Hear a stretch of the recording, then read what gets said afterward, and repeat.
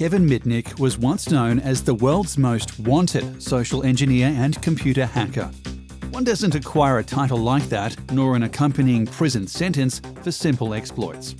He brought down some of the biggest companies and government organisations in the world. But in the end, his life of crime caught up to him and he was sent to prison for 5 years. Today, we're learning how the FBI caught the most wanted hacker in history.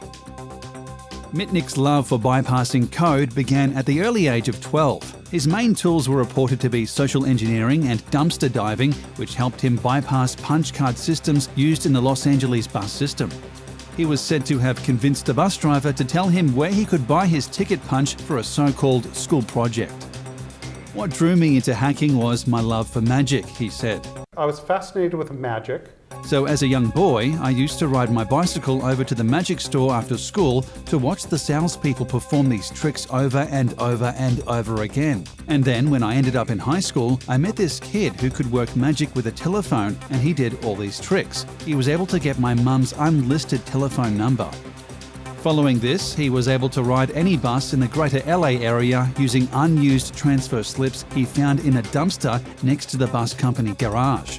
Social engineering later became his primary method of obtaining information, which included usernames and passwords and modem phone numbers.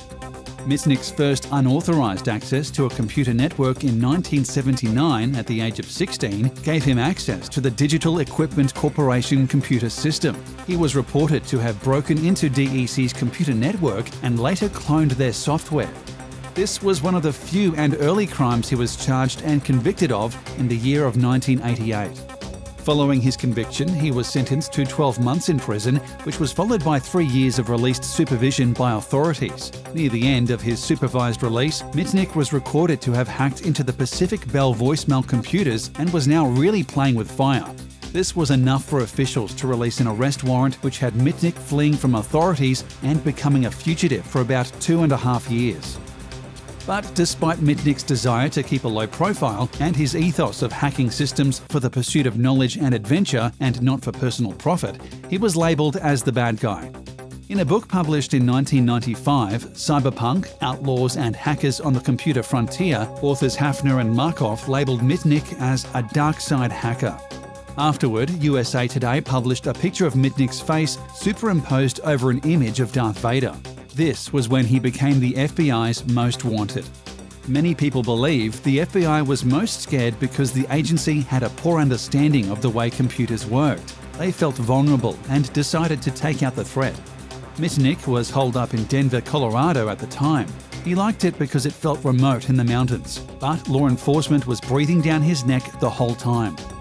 "I just started creating resumes and looking at newspapers. I'd tailor my background to match 90% of what they were looking for," he said, referencing the new identity he made for himself. "I'd give my own references. It wasn't hard. I created my own past." Mitnick was conscious not to make any good friends or date because his picture was all over the news. He had favourite bars and restaurants, but he was never overly friendly with other patrons, so they would not identify him. Known for being overweight, Mitnick started hitting the gym every day in order to change his look and body type. He even put painful rocks in his shoes in order to change his gait. "It's the number one way you can be recognised," said Mitnick, who spent evenings hacking. "I just took it day by day. Looking over your shoulder was no way to live. I treated it like I wasn't even on the run, and when I treated it like that, I didn't have that stress.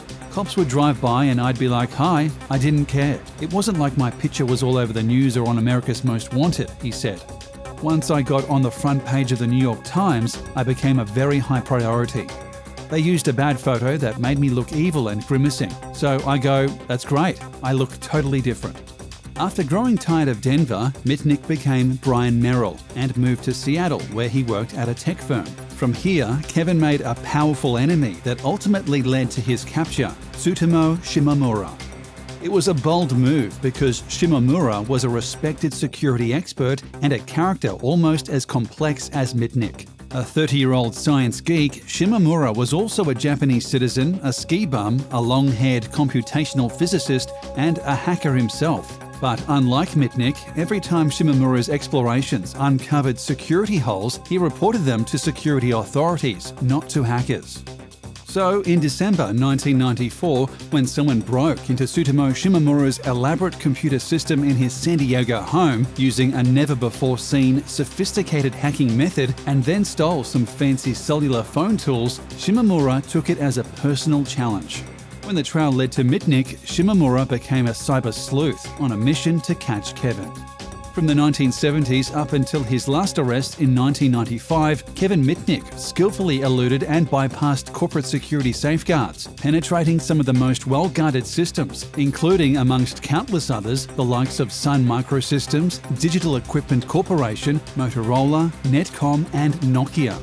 He has even had to go on record and deny hacking into the Department of Defense's North American Aerospace Defense Command and wiretapping the Federal Bureau of Investigation. A 1994 New York Times profile breathlessly described him as having hacked into computers at the North American Air Defense Command as a teenager. It wasn't true, but it became part of his legend. The FBI, with the cooperation and technical support of Shimomura, finally tracked him down in Raleigh, California. He was found with cloned cellular phones, more than 100 cloned cellular phone codes, and multiple pieces of false identification. In 1999, as part of a deal, he pled guilty to 4 counts of wire fraud, 2 counts of computer fraud, and 1 count of illegally intercepting communications.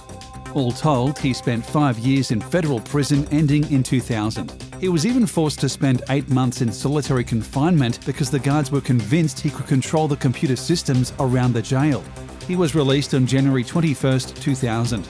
During his supervised release, which ended on January 21, 2003, he was initially forbidden to use any communications technology other than a landline telephone.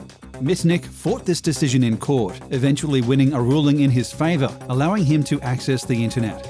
Under the plea deal, Mitnick was also prohibited from profiting from films or books based on his criminal activity for 7 years. In December 2002, an FCC judge ruled that Mitnick was mentally stable and well enough to possess a federally issued amateur radio license.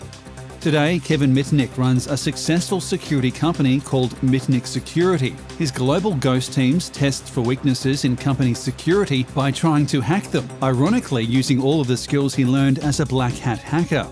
Clearly, extremely intelligent and skilled at his job, Mitnick has written 3 books and has largely defined what we know today about social engineering. Social engineering, the practice of obtaining information such as passwords from people by deception and other means, is still the predominant means by which hackers gain access to systems. "My primary business is doing penetration testing," he said. "We test the physical security, the technical security, the people. We test their wireless networks, their VoIP phones. We test everything across the board to look for vulnerabilities so our clients can fix them."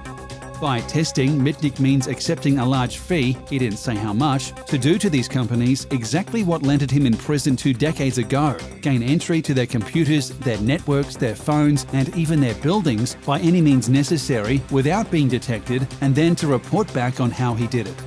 And here's probably the most interesting fact. Mitnick and his constantly changing team of specialty hackers have a 100% success rate. That's no legend. It's not even bragging, he said. It's just a fact.